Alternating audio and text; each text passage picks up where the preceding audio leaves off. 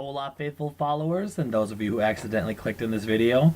I'm Tech and today I'll be reviewing the game that will undoubtedly skyrocket my electric bill because every light in every room will be on at all times. I'm of course talking about Resident Evil 7. I'll be breaking this spoiler-free bad boy down into three categories, first being sights and sounds, second being gameplay, and finally some closing comments where I go over some stuff I found groovy and stuff that I thought lacked grooviness, like Monday mornings. Or you know when your mustache hairs get too long and every bite could bring immense upper lip pain? You know what I'm talking about. Well anyways, I digress. Let's get this show on the road.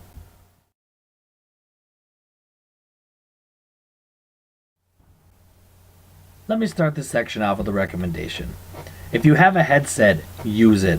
It helps you fully appreciate the atmosphere that Capcom was trying to create. Or like a really nice surround system works too, but most of us are budget ballers, so we work with what we got. You know when you're trying to fall asleep at night and you get creeped out because your house decides to make random creaky noises like an asshole? Well, this game has a lot of that, along with pipes clinking, doors shutting, water dripping, branches hitting windows, and your occasional wall bang. This is why I recommend utilizing some form of surround sound. It's the game's true strength. The environments do an incredible job of making you feel uncomfortable, but it's the sounds that get your heart pumping. It's the fear of the unknown. Is there something in that room? Did someone just open that door? Are they seriously getting their freak on at a time like this? Any little noise always made me hesitant to keep going forward, and I was frequently looking for an exit or something to barricade myself behind. I really liked how when something would happen, the music wasn't overpowering, but instead complemented the sequence. I did try the game on my TV without a form of surround sound, and it just didn't have the same effect on me.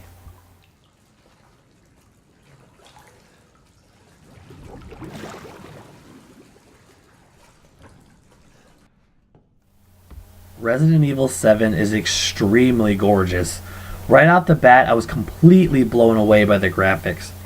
The lighting effects, textures, how realistic the water and trees looked. These environments are some of the creepiest I've ever seen.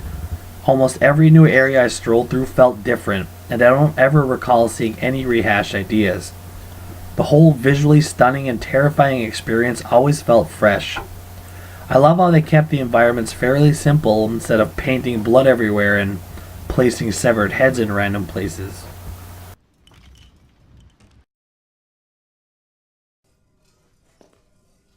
Many people, myself included, were worried when Capcom announced Resident Evil was switching from the traditional third-person view to first-person.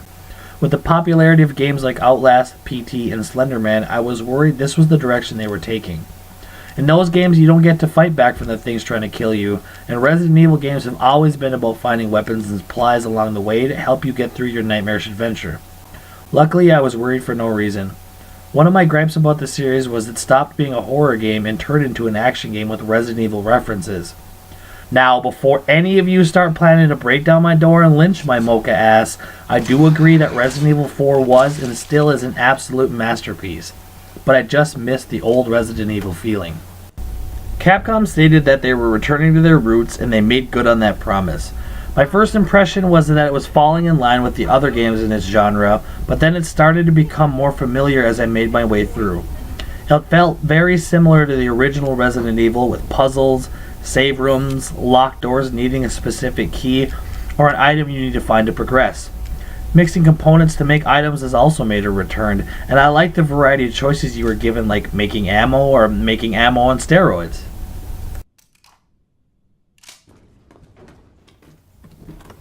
I honestly feel like making the switch to first person was a great idea on Capcom's part. In the third person view, you can kind of see more of your surroundings, which can negate some of the suspense. The environments wouldn't have been as creepy and threatening in third person, especially when something jumps out at you and gets all up in your face. You start panicking and your heart starts pumping. It just makes for a great, terrifying experience. I'm not really going to talk too much about the items and weapons you can find in the game, as I kind of want you guys to experience that for yourself. It's a lot of fun. But there are plenty, and this game definitely rewards exploration. Only by finding the secrets and collectibles can you obtain the really powerful weapons.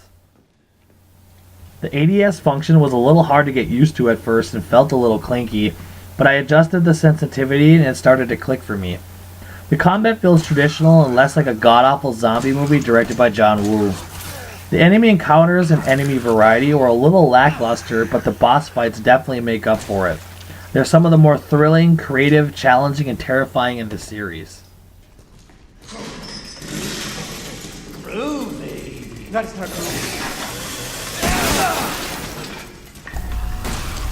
I thought the game was paced out very well. When you were out and about exploring, something would happen that would keep it exciting and make you stay on your toes. Now obviously it has jump scares and some were predictable, but others built up suspense with noises and music only to have nothing happen, which is very rude of them to do, because if at least if a big beastie had popped out, it would have justified the pee dribbling down my leg. All jokes aside though, Resident Evil 7 is a horror game and a great one at that. And you know what makes it so great is that somebody finally asked this question. Who builds this shit?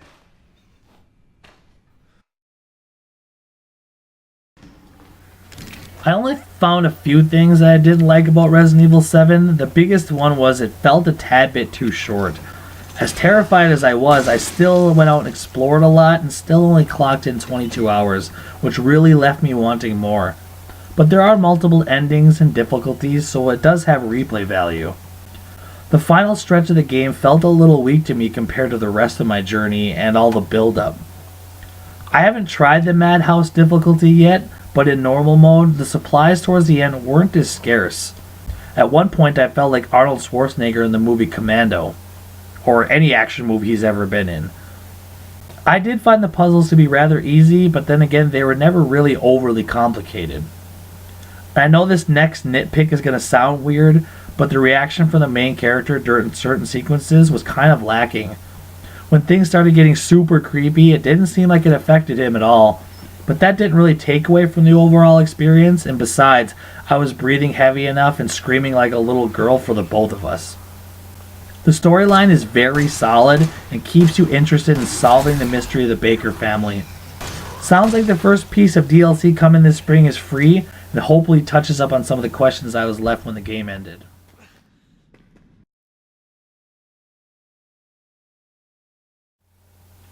Well, despite worrying about how this reboot was going to do, Capcom has certainly assured me that the series is alive again, and for that I give Resident Evil 7 an 8.5. Thank you all for watching, and if you actually found yourself enjoying all my babbling, please subscribe to my channel. I'll have future reviews and other entertaining videos for you to watch. Also follow me on Twitter if you want to discuss video game theories or video games in general. Or food. I like talking about food too.